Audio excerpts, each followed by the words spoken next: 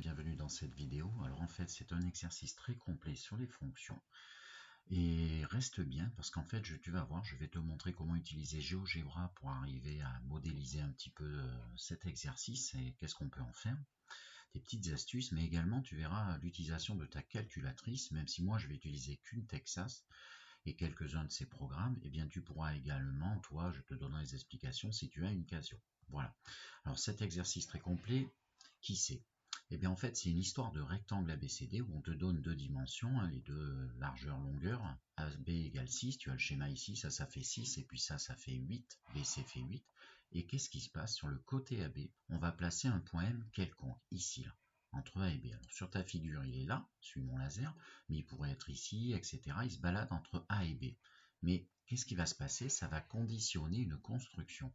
En fait, tu vas placer de même, on considère ensuite les points N qui vont se balader sur BC, donc N il va se balader ici, le point P lui ici, entre C et D, sur le segment CD, et Q sur DA, mais pas n'importe comment. Regarde ce qui va se passer. Les longueurs AM, BN, CP et DQ vont avoir la même valeur. Regarde, AM, ça va être de même valeur que ceci, qui va être de même valeur que cela, et que ceci. Et du coup, ça va permettre de construire un quadrilatère MNPQ qui ici est en jaune. D'accord? Alors, bien sûr, à chaque fois qu'on met, et ça c'est une habitude que tu peux prendre, mais on va te guider nous au lycée, on peut poser du coup une variable comme la longueur qui sépare le point A du point M ici. On va poser une variable, on va l'appeler X, d'accord? Et on va s'intéresser à quelque chose qui dépend de cette variable. Ici, on va s'intéresser à la valeur de l'aire du rectangle MNPQ, c'est-à-dire du rectangle. Alors, je dis rectangle, c'est faux. C'est ce que j'ai dit, moi, un quadrilatère. Ça peut être parfois un rectangle, mais ça va toujours être un quadrilatère. On va s'intéresser à la valeur de l'aire MNPQ. D'accord? Ici, ce qui est représenté en jaune. Voilà, et on va te poser des petites questions. Alors, la première chose à faire, eh bien, tu sais quoi, moi, je vais te donner... comment dire, un premier conseil, ça va être de mettre des dimensions sur ton schéma. D'accord? Je vais mettre des dimensions sur ton schéma, c'est ce que je t'affiche. Donc tu vas reporter, tu mets des petites flèches et tout, il faut que ça te parle parce qu'on va avoir besoin d'utiliser ce schéma pour raisonner. Donc la première chose à faire, tu reportes tous les petits renseignements qu'on t'a donnés. Alors voilà ce qui se passe, voilà, je te l'affiche. Du coup, tu vois, j'ai mis ici que ça faisait 6 et ici ça faisait 8 et j'ai reporté toutes les petites dimensions variables puisque ceci est variable et fait x, tout ce qui est égal va valoir x. Ensuite, quand tu as ça, l'autre chose à faire, c'est de faire des déductions. Parce que tu vois, ici, si tu sais que la grande elle fait 6, ici AB, et que ce petit bout il fait x, tu peux déduire ce petit bout. Tu vois, ça tu peux le déduire en fonction de x. Et de même, ça, tu peux le déduire en fonction de x. Donc c'est ce que je t'affiche, je vais te le mettre en rouge. Donc je vais t'afficher en rouge ce qu'on peut déduire. Alors tu n'es pas obligé de le faire tout de suite, moi je le fais là parce que j'y pense, mais on va partir tout de suite avec GeoGebra pour te montrer qu'est-ce qui se passe. Alors d'abord je t'affiche ces petites déductions en rouge, et les voilà. Alors qu'est-ce qui se passe? On a donc la dimension, si la grande est fait 6, pardon, j'ai fait une mauvaise manip, si la grande est fait 6, forcément la petite x, ici il y a 6 moins x, et de même si la grande fait 8, ici il y a x, là il y a 8 moins x, et de même ici, avec le même raisonnement. Alors on va partir sur GeoGebra, que tu comprennes bien ce qui va se passer lorsque je fais varier x, d'accord? Alors c'est parti, on quitte notre exercice, et on prend GeoGebra. Alors, regarde ton GeoGebra. Qu'est-ce que j'ai fait? Tu vois un rectangle, etc. La première chose à faire, à te poser, j'imagine, c'est tu te dis, mais comment ils arrivent à faire ça? Alors regarde, déjà, n'oublie pas, regarde, je vais aller sur le logiciel, tu peux construire en haut, si tu regardes bien, tu as un menu déroulant avec plein de possibilités, et moi j'ai tout simplement, regarde là j'ai ouvert, j'ai affiché, moi j'ai caché les axes, mais si je te les remets, ils y étaient, c'était en premier lorsque tu ouvres GeoGebra, tu peux également afficher ou cacher la grille, tu vois, donc moi j'ai mis pas de grille là, tu vois, mais si tu avais envie d'une grille, tu mets par exemple le quadrillage principal, et tu l'as, donc en fait j'ai créé tout simplement un rectangle ABCD, tu vois, de dimension, j'ai pointé en A, j'ai pointé en B, j'ai créé des points A, puis B, puis C, puis D, de façon à ce que ça fasse les dimensions 6 sur 8. Après, eh bien, ici, tu dois te dire comment j'ai pu créer quelque chose de variable. Ce que je vais faire, j'ai créé un curseur. Alors, bien sûr, il appelle toujours A, mais ça devrait être X. Mais donc, dans notre tête, A, c'est X ici. D'accord? Et j'ai demandé, donc j'ai créé une variable que j'ai choisi de faire partir d'une certaine valeur à une autre. Tu le verras quand tu crées sur curseur, qui est ici. Et ça te permet de faire varier un nombre. Ensuite, j'ai fait quoi? J'ai demandé astuce de construire le cercle de centre A, tu as une commande cercle centre rayon, regarde en haut mon laser, cercle centre rayon là, tu vois, et cercle centre rayon, bon je vais pas le faire, j'ai fait une bêtise, donc je vais annuler ici, voilà, et en fait tu vas sur le point A, ici là, tu vas sur le point A, regarde, suis le laser, tu vas sur le point A ici, et tu fais un cercle de centre A et de rayon, ben, du coup tu précises petit a. Tu fais de même en B, en C et en D, et ensuite tu cherches les points d'intersection. Tu as ici, regarde mon laser, en haut à gauche, là tu peux faire créer les points d'intersection entre deux objets, le cercle et chacun des segments. Là-dessus, ça te définit des points que tu appelles MNPQ. Et ensuite, pour finir, qu'est-ce que j'ai fait? J'ai demandé à la machine de créer avec ce bouton, regarde là-haut, de créer un polygone. Et je rejoins les points M, N, P, Q en revenant sur M à la fin. Et ça m'a défini ce polygone ici. Tu vas voir qu'il va varier. Ça m'a donc mis son aire. Et son aire, tous ces éléments, ils sont là à gauche. Et bien tout simplement, je l'ai fait afficher ici. Je l'ai saisi ici. Je l'ai mis là. Et donc, Q1, ça va représenter l'aire de la zone rouge de polygone MNPQ, d'accord, qui sera un quadrilatère. Voilà, je t'ai expliqué comment ça marchait. Alors maintenant, ben, regarde ce qui se passe. Je vais cacher du coup ce que je t'avais pas montré au début. Je cache les axes de façon à revenir dans mon petit exo de géométrie. Je cache, tu pouvais cacher les cercles aussi, hein. Voilà, j'en suis là. Alors regarde ce qui se passe. Actuellement, X A fait 0,9. Et regarde ce qui se passe. Je le fais varier, ben, du coup la figure, le quadrilatère se déforme. Ben, c'est bien ça. Et en fait, regarde à droite, son aire évolue puisque ça va être le sujet de cet exercice. Et tu vois ce qui se passe. Voilà, à chaque fois que je change la valeur de x, forcément toutes les dimensions liées varient de la même manière ici, et ton quadrilatère évolue, change de forme. Tu vois, je suis en train de me balader, voilà ce qui se passe. C'est ton exercice pour te donner un petit peu plus de sens de ce qui va arriver. Voilà. Alors, on va quitter GeoGebra et on revient à notre exercice. Allez, alors, on va prendre les questions cette fois. Donc, première question, est-ce que la longueur AM peut prendre la valeur 7? Quel est l'ensemble de définition de F? Alors, AM, est-ce que ça peut prendre 7? Ben déjà, la longueur AM, puisque M se balade entre A et B, M, il va être au minimum positionné en A, c'est-à-dire que la distance à M va être de 0. Et au maximum, regarde bien, M s'il vient là, il vient là, la position maximale de M, c'est B. Et du coup, c'est lorsque X sera au maximum de 6. Donc déjà, la longueur AM, elle va varier entre 0 et 6. D'accord? Maintenant, donc est-ce qu'elle peut prendre la valeur 7? Eh bien non. Mais on va faire d'une pierre deux coups et répondre à l'ensemble de définitions. Regarde ici. Ici, X, il va varier N du coup lorsqu'il est en B, lorsque X fait 0. Et ici, est-ce qu'il pourra aller là? Eh bien non. En fait, le point N, il ne pourra jamais aller là. Pourquoi? Parce qu'il va être bloqué à cause de M qui, lui, va s'arrêter ici en B, c'est-à-dire à la valeur 6. Et du coup, tout simplement, on ne pourra pas aller jusqu'ici. Pour le point N sur les deux longueurs, comme Q, ici, ne pourra pas aller vers 7,5 par exemple.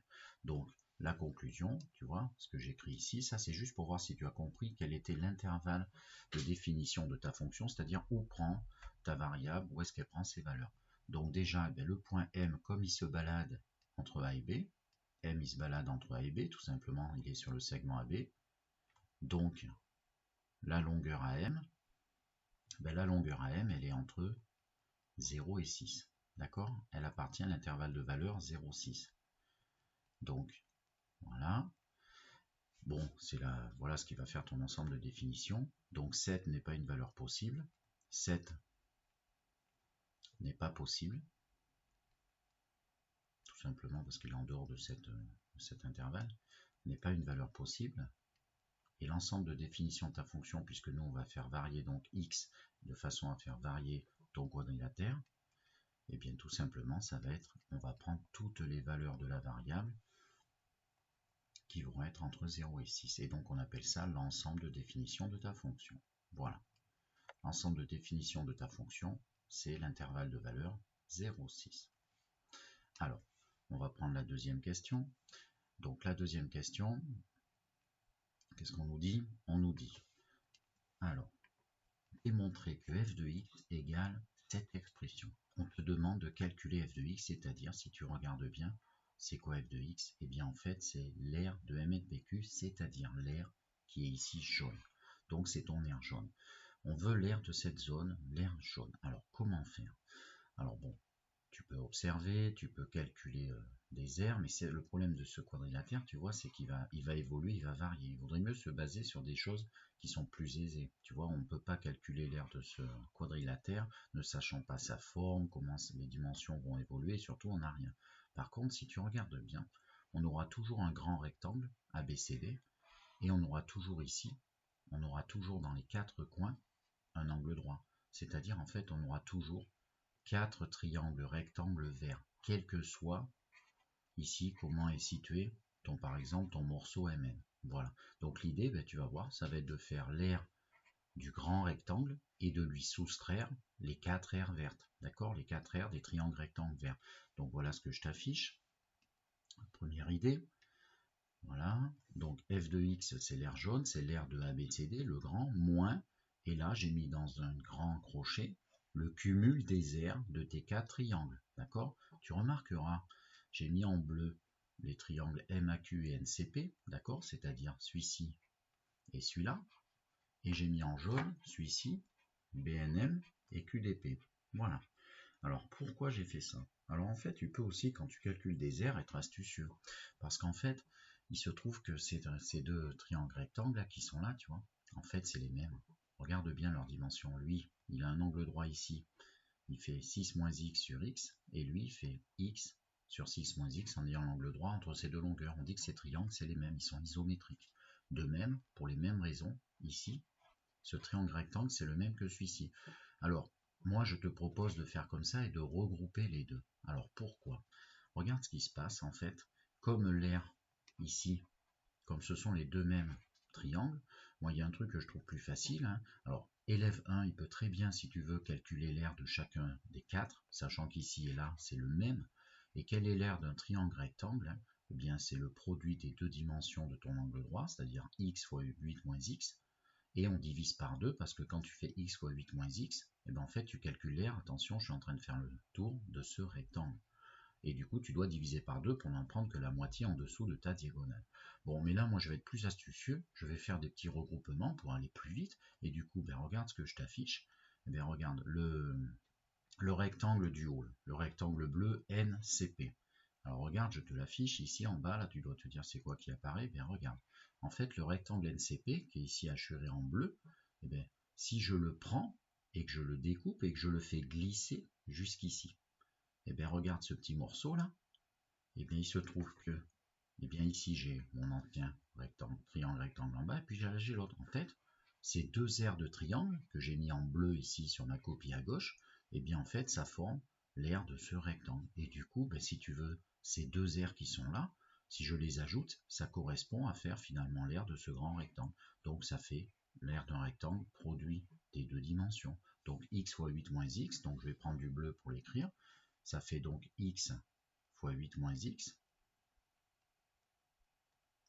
pour finalement la somme des deux triangles. De la même manière, ben, je vais faire exactement pareil pour les deux autres. Je t'affiche, regarde bien juste en dessous, les deux triangles rectangles marron. Regarde celui qui est là, là, le triangle rectangle PDQ. Ben, regarde, il est là. Ben, si je le fais glisser et qu'il vient là, et bien du coup, tu vois, j'obtiens également en ajoutant ces deux aires de ces deux triangles rectangles, j'obtiens finalement l'aire d'un rectangle qui a pour dimension, attention là j'ai caché, 6 moins x et x. Donc l'aire marron, total des deux, ça va être le produit de x multipliant 6 moins x. Voilà. Alors tu as vu avant, hein, j'ai fait 6 fois 8, 48, et bien maintenant c'est parti, on continue. Et donc, ben, j'ai plus qu'à finir mon calcul. Alors si tu t'y prends pas comme ça et que tu sais un peu plus long, il n'y a pas de problème. Hein. Tu fais bien tes calculs, tu fais attention en faisant, tu enlèves à 48 la somme des 4 petits triangles rectangles. Même si tu l'as pas fait, c'est pas grave, tu arriveras au même résultat. Donc là, ben, je vais juste faire ma distribution. Hein. Donc x fois 8, 8x, moins x fois x, moins x au carré. Voilà. Plus une autre distribution. X fois 6, 6x. Et x fois moins x au carré. Ensuite, tu fais attention parce qu'il va falloir soustraire tout ça. Et donc, si je soustrais, eh bien, ça va changer tous les signes. Hein, d'accord, on prend l'opposé. Alors, dans le temps que j'y suis, je vais faire de la réduction à l'intérieur. Moins x2 et moins x2, moins 2x2. D'accord, et je fais du rangement. Et ensuite 8x et 6x, 14x. Voilà ce qui sort du total des 4 aires de mes triangles rectangles sur les côtés. Et du coup, maintenant, je change les signes. Donc, qu'est-ce qui va se passer? L'opposé de ça. Donc, ceci va devenir 2x au carré. Ceci, j'ai fait une bêtise, j'ai mis 14, mais c'est en fait 14x. Je suis en train de le voir. Donc, attention, correction. Ceci va devenir du coup pas plus 14x, mais moins 14x. Et en fait, tu vas arriver à ton résultat souhaité. 2x au carré, moins 14x, plus 48. L'énoncé, comme il a estimé que c'était peut-être une question délicate, t'avait donné le résultat. Hein, c'est à toi, il faut être cohérent. Si tu n'arrives pas à ça, c'est que tu as commis une erreur. Tu la cherches, tu la corriges. Voilà. Donc voilà pour clôturer cette partie. On continue. Question suivante. Alors, à l'aide d'une calculatrice ou d'un logiciel, alors nous on va le faire avec notre calculatrice, puisque au jour du bac, tu as le droit d'utiliser ta machine, tracer la courbe représentative de la fonction et ils nous disent ajuster la fenêtre d'affichage. Alors, ta fonction, hein, c'est, je te le remets, c'est 2x au carré moins 14x plus 48 son expression. 2x au carré moins 14x plus 48. Alors, tu sais quoi? On va partir utiliser notre calculatrice. C'est parti. Alors, je prends ma calculatrice, hein, qui est comme toi, j'ai pris une TI, elle marche toutes pareilles, donc dans l'onglet f de x ici, dans l'onglet f de x, eh ben, tu arrives ici et tu saisis ta fonction, j'ai gagné un peu de temps en faisant, et puis après, alors c'est pareil avec les graphiques, les Casio, toi tu vas sur ton menu où tu as graph XY, et puis tu saisis ta fonction, et après tu la fais dessiner en anglais draw, d'accord? Voilà, alors là j'en suis là, je la fais dessiner, nous en Texas c'est graph.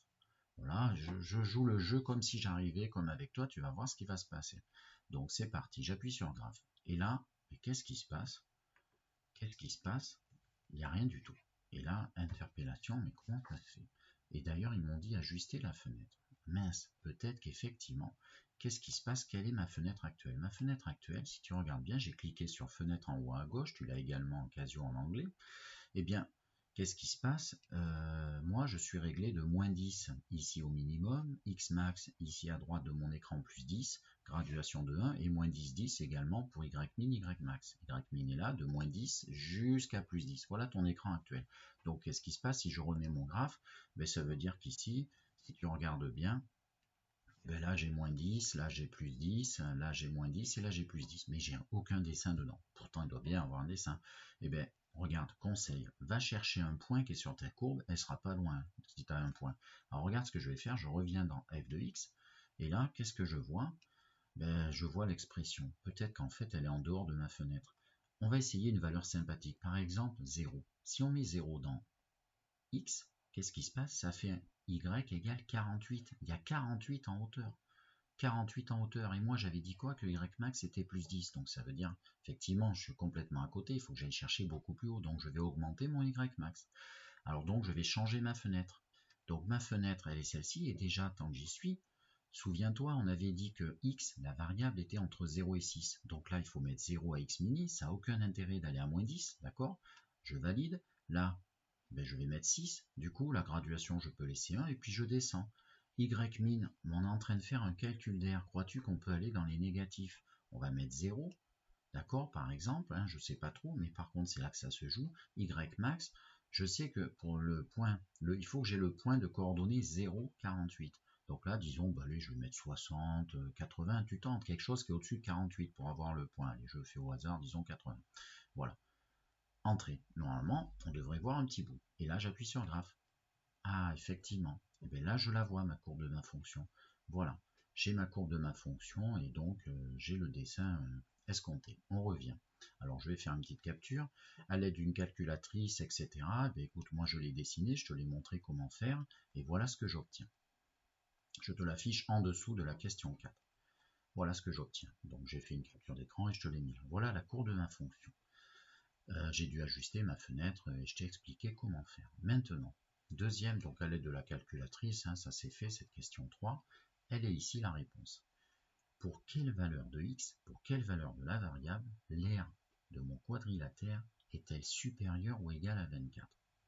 Oula, supérieure ou égale à 24, bien sûr des centimètres carrés, dimension était en centimètres. Et là, franchement, on n'y voit rien.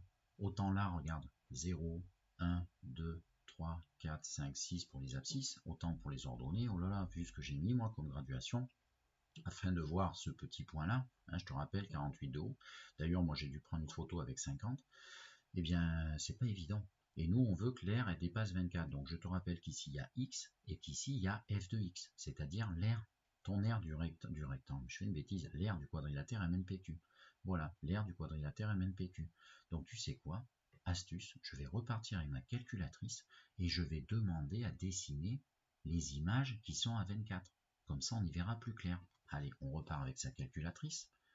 Et donc je repars avec ma calculatrice et je vais rajouter, je vais dans f de x, et là tu descends, et en rouge, tu vois, puisque à gauche tu as la couleur rouge pour la mienne, je vais demander à dessiner y égale 24, c'est-à-dire la droite qui va être parallèle à l'axe d'abscisse, c'est-à-dire ici horizontale, et qui va être à la hauteur 24. Entrée.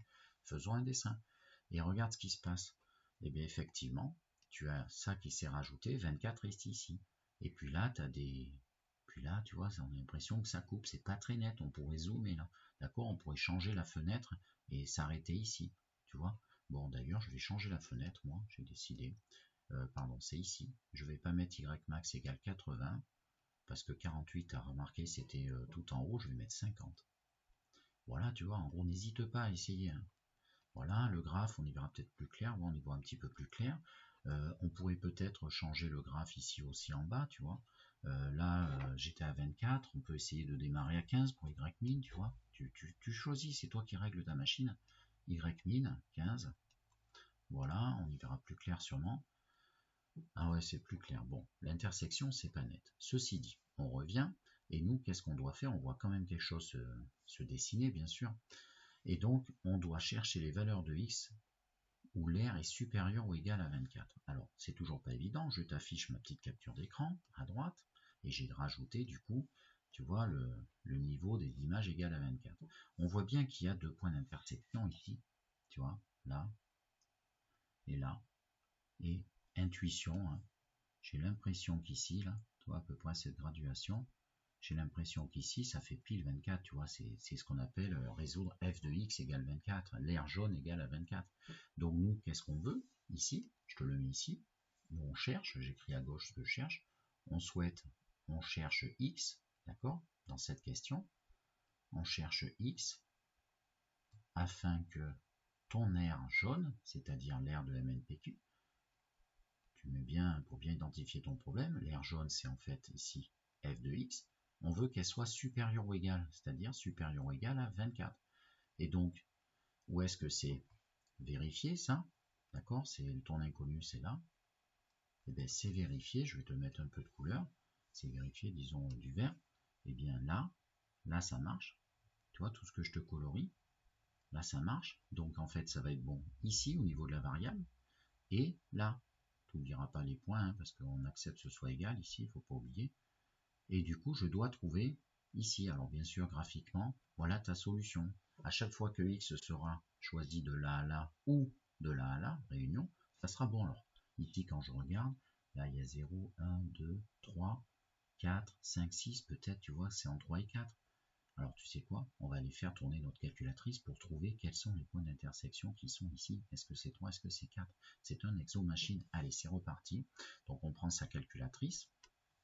Et là, je vais chercher, regarde, si tu es en Casio, tes programmes liés au graphique qui sont dans la commande, ils sont tout en haut et tu as en couleur jaune GSolve, Graphic Solver. Et bien chez nous, les Texas, c'est le bouton calcul. C'est le bouton calcul qui est ici, là, qui est en bleu. Donc c'est parti, je vais faire seconde pour l'atteindre, seconde calcul. Et là, regarde bien le programme 5, tu as intersection. Toi, il s'appelle en Casio ISCT. Intersection. Et donc c'est parti, on va le faire tourner, programme 5. Et donc il me demande la première fonction, comme j'ai que 2 dessins par défaut, il va me choisir une des deux, disons là il est sur la bleue, vu les colorations qui sont proposées, je fais entrer. Deuxième fonction, ben, il me propose la rouge, ok. Et ensuite il me demande une valeur initiale. Alors valeur initiale, tu mets n'importe quoi, mais attention, il va falloir qu'on le fasse tourner 2 fois ce programme, parce que si je mets une valeur initiale, disons x égale 1, il va aller au plus proche clignoter vers ce point-là, d'accord? Et si je mets x égale, je sais pas, 5,5, il va partir chercher et clignoter sur celui-là. Il faut que tu mettes une valeur initiale qui est la plus proche de là où tu cherches ta réponse. Voilà. comment marche ce programme. Donc moi je vais mettre, disons, je vais taper au clavier n'importe quoi à gauche, de là où j'ai l'impression que c'était 3, allez, 1, n'importe quoi, à 44. La machine va partir et regarde ce qui se passe, elle clignote et elle me donne la première des réponses qui est 3 pour l'abscisse. Regarde bien ici, 3, intersection 3 et 24, comme par hasard. L'image de 3, c'est 24. Tu peux vérifier dans l'expression et calculer f de 3. Bon, on va aller tant qu'on y est chercher ici. Allez, on repart, on relance le programme. Donc ça fait quoi? Seconde, calcul.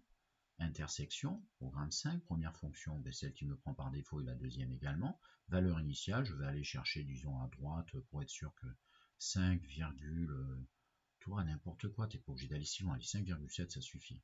Entrée, et là, elle part clignoter, tu le remarques, en 4 et 24. Donc c'est bien ce qu'on avait pressenti sur le dessin, mais attention, c'est quand même mieux de faire chercher à sa calculatrice. Allez, on revient et on continue. Donc en fait, les deux valeurs sont bien celles que l'on avait vues. On regarde ici 4. Et ici, bêtise, 4 est à droite, là c'est 3. Voilà. Conclusion, et bien graphiquement, d'après mon graphique, la solution S est constituée de tous les nombres qui sont avant de 0 jusqu'à 3, pris, puisqu'on accepte égal à 24, réunion de 4 à 6. Voilà qui conclut cet exercice. J'espère que ça t'a plu, que tu as appris plein de choses. N'hésite pas à utiliser GeoGebra, il est téléchargeable gratuitement. Et puis également d'exploiter les possibilités de ta machine et de tous ces logiciels. Ciao!